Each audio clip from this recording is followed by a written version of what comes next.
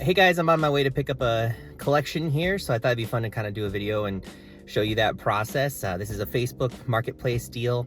I'm not going to record the actual interaction, but I am on my way to go pick up a 80 card collection, somewhere around there. Nothing big, but it's about perfect for our size.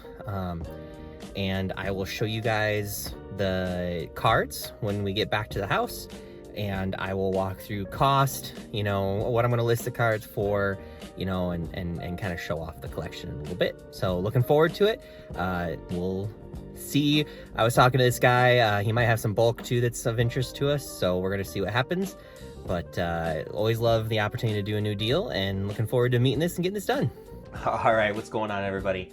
I am finally back in the house. It is actually 2 days later after I bought the collection from the intro, and I am finally getting around to make this video. We had a busy weekend here in the household.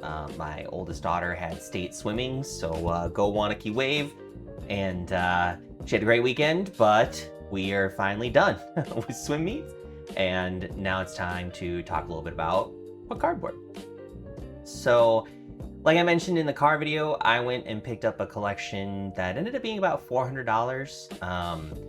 And it's all pretty much modern. I'll go through it, kind of show it off a little bit, but wanted to talk a little bit about my process for picking up collections, and also just talk a little bit about how to approach these things. I think it can be a little scary the first couple times that you try to do a deal on Facebook Marketplace, but it's really not that scary, and we can talk a little bit about some best practices there. So without further ado, I will show off the cards and maybe talk a little bit about how this deal went down.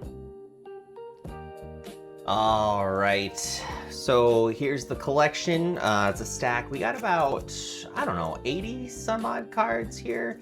Shout out to Chris for doing the deal on Facebook Marketplace. Really chill dude, quite the collector himself. I got a little tidbit from his vintage collection that I'll show at the end of the video. Really cool card that goes into my personal collection.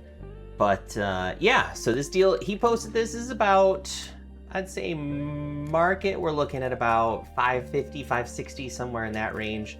I ended up talking to him. I usually like to be around like 70% or so on any kind of collection purchases. I think I ended up just over 70%. But this is what I like to do with Facebook Marketplace posts, right? People post their collector links, their TCG player links, and I really like to kind of just go, hey, I'm willing and ready to offer cash. I like to be around 70%, but maybe there's a little bit of wiggle room. And I typically see people are willing to negotiate.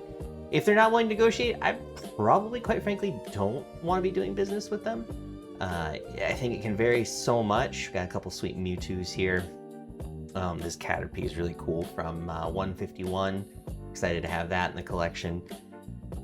And I actually negotiated him down. He initially wanted about $450 for this. I asked him, hey, would you be willing to get closer, meet in the middle somewhere? Here's another Kangaskhan from DRI, and really wanted to just see if he was willing to do a deal. Really like the Pidgeotto, Pidgeot series. I have a Pidgeot somewhere in here. And he was willing, right? So it was nice to chat with him. He's a really cool guy. One of my favorite parts about collecting these cards with everyone is being able to just chat with folks and kind of see the different cards that come through the collections, but also get to talk to collectors. He was a big vintage guy, not a big modern guy. So that was part of the reason I think he was willing to part ways with his modern collection. I've actually had a couple of these cards already sell. So this isn't even the full collection, just in the last couple days. But Chris was a pretty cool dude, loved going through. We talked about, I mentioned in the beginning of the video, he had a big collection of vintage bulk. We did not end up coming to an agreement there. I think he's pretty keen to sell it himself, and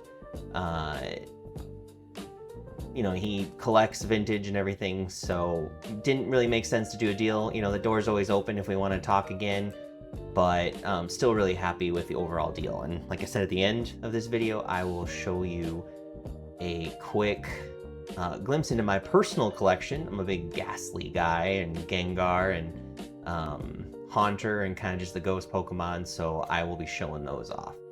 But yeah, Really cool guy. These were the cards that probably like surprised me the most.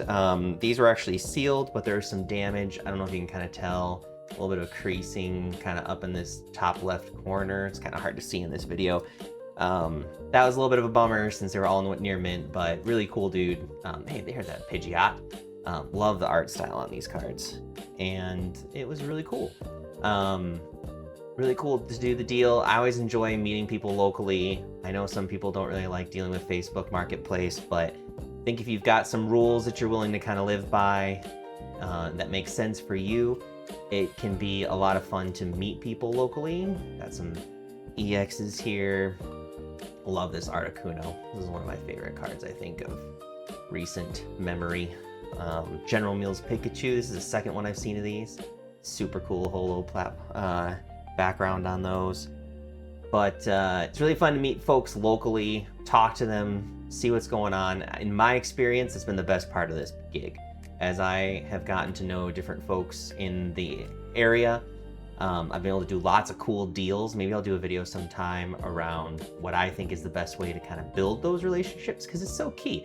And honestly, it's what's fun. You know, I love helping people with master sets, or helping people understand the value of their cards even, or just to talk Pokemon.